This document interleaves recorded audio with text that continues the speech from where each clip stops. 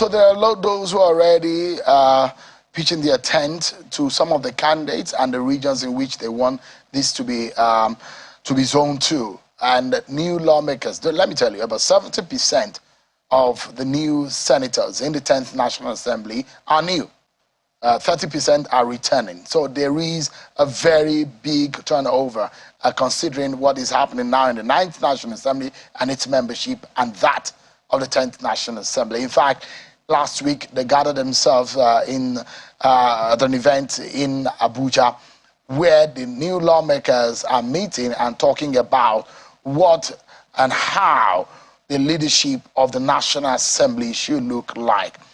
Let's speak tonight with one of the new lawmakers. This time around, he's a senator-elect from Kwara State and a member of the APC, Senator-elect Salihu Mustafa, who joins us virtually from London. Thank you so much, Senator-elect, for joining us tonight.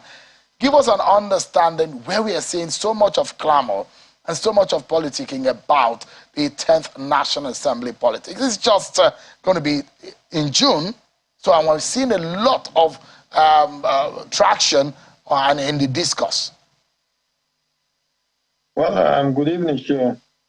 Well, like you know, in politics, the earlier you start and the better your outcome. So if you see people who are networking now and who are making themselves available or, canvassing for the leadership, there's nothing wrong about it. I think the earlier the better they start. But the most important thing is, as a party, the APC can easily produce the leadership of the 10th Assembly in the Senate without networking or without advancing for support from other opposition parties. Because as it stands today, we are 57 in number. And 57 out of 109, you already have a simple majority. So the most important thing is for my party, the APC, to be able to organize and have a good understanding on how and where we want the leadership to be zoned to. And with that, I think we are home and dry. But in the event that you have so many interested parties, then that is where you will need the support of other opposition parties to produce a winner if there is no concrete understanding. I mean, you are a former party leader in the APC. The onus is on your party. What is the kind of stories or what are the feelers that you are getting on the inside of your party? How serious is your party taking the politics of the leadership of the National Assembly?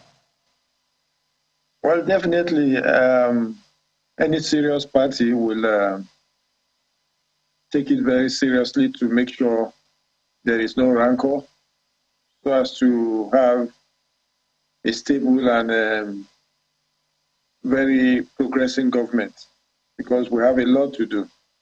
We have promised Nigerians a lot, and we must be able to deliver on our dividends of democracy. So as a former party leader, when we find ourselves in situations like this, we try to mediate and we look for the best for the nation, not just for our individual selfish interests. And for me, my advice would be, by the time we get back from the festive period, I'm sure the party will be able to guide and advise. They might not be able to dictate, but they will only advise and guide us. And it's left for us as individual senators elect to look at, first and foremost, what is best for the country and the kind of leadership we want to enthrone and what we have for the nation. I mean, do you think, Mr. Mustafa, do you think that zoning should be considered for the next National Assembly leadership? Well, as an interested party, I might not give you an objective answer in that, because some people might look at it as maybe he's saying things that will favor him or his own candidate or his zone. But you see, when you look at it in politics, every party comes up with a strategy on how it suits its own agenda.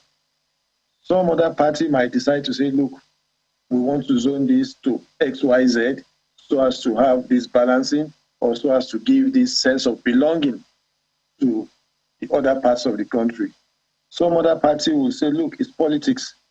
It is what you bring on the table that will determine what you go home with. So, like I said, for me, Nigeria first. Whatever we do, let's have at the back of our mind of the kind of country we want Nigeria to be, and how we want to govern, or how we want the electorate to perceive or to see us the next time we come out. So all these are based on individual strategy of the political party or the government of the day.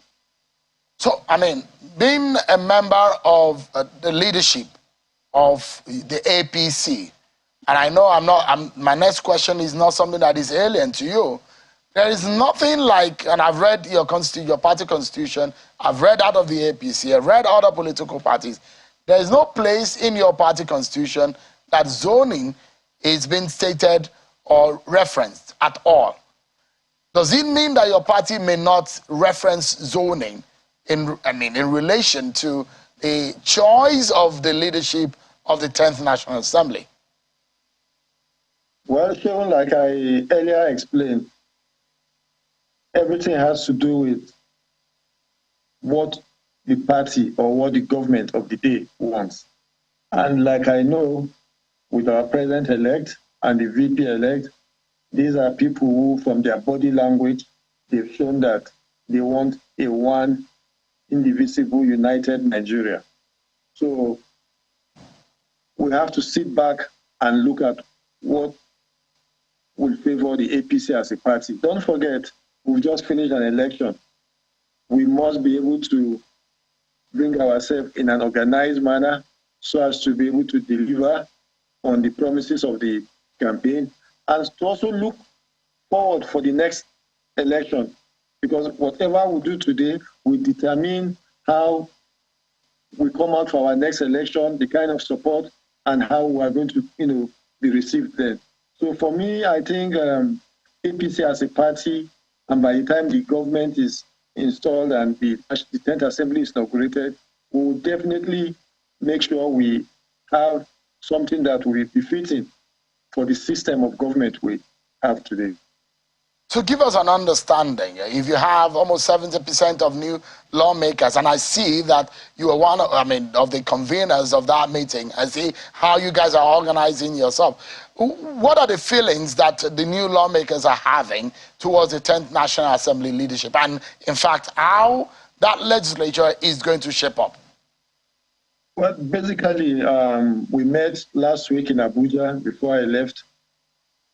First and foremost was for us to get to know ourselves, get to exchange contacts, and have a platform where we can easily communicate, disseminate information amongst ourselves.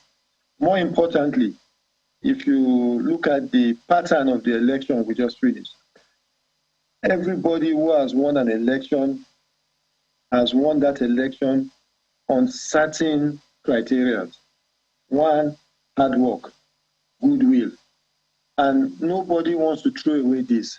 So the most important thing we were able to arrive at that day is that Nigeria first. Today, we've been elected, we're now senators elect. By the grace of God, we'll be inaugurated. At that point in time, we will no longer be saying, I'm from this, I'm from that. Definitely, yes, all politics is local. We all have our constituency. But at that time, we will be referred to as senators of the Federal Republic of Nigeria. Do we want to have that business as usual, or we want to make a difference this time around? And I can assure you, after our meeting that day, if there was one thing all of us agreed on, is that we want to make sure we make a difference. We want to help to restore the name, that glory of the Senate. We want to restore that name back. and we want to make sure whatever we do, we put Nigeria first. So you were in leadership of the APC at about the time that your party had issues trying to control how your elected lawmakers were going into the election in June of 2015 and in June of 2019. There was a very, very tumultuous period for your party at the time where it was difficult to be able to control how lawmakers voted on the floor, and external forces and external influence determined largely how things panned out. Would you say the party has learned its lesson? Now the onus is on your party to make its choice and to determine how you go forward. Well, just to correct you a bit, I used to be the deputy national chairman of CPC, one of those that led the party into the merger. And ever since then, some of us were regarded as stakeholders in the board of trustees that was never sworn in. So, but in the 2015 drama, of course, I was in the thick and thin of everything. I saw it. At that time, the party believed that reasoning or they should allow them to make their choice. And if you remember then, the president made it very categorical that he had no preferred candidate. So as at the time, some of the leaders of the party came together to say, look, why don't we zone it this way? A lot of people had already shown their interest. People had worked very hard. And you see, the earlier, the better you are able to quickly shape on things. I mean, the better for everybody. If you allow people to go out, canvass, solicit for support, and at the 11th hour, you now want to, reel them into an agenda or a position, it might be too late by then. I think the party has learned its lesson, and I'm sure this time around things will be done better, and the necessary advice and caution will be given. Do you have anyone you are rooting for? Well, like I said, for me now, as an interested party, it will be difficult for me to, just like me asking you now, who is your preferred candidate? I mean, I'm a journalist. I don't have one. I care less.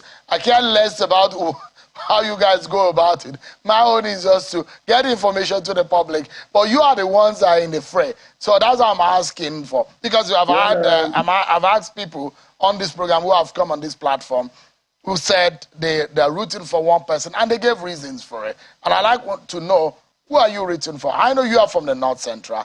You are a new kid on the block in terms of those new lawmakers who are coming into the National Assembly. You must have your reason for rooting for who you are rooting for. So could you tell us? Well, sure. To be very frank and honest, as the pro tem convener of the newly elected senators, we met that day and we're already putting up a criteria that will be presented to anybody who is interested to lead us. If you're able to fit into that criteria, we don't want to look at leadership from the emotional side or from sentiment. We want to look at it as something that befits Nigeria. So by the time you're able to fit into that criteria, then I think it will resolve most of this unnecessary bickering and emotional blackmail. And their emotional blackmail.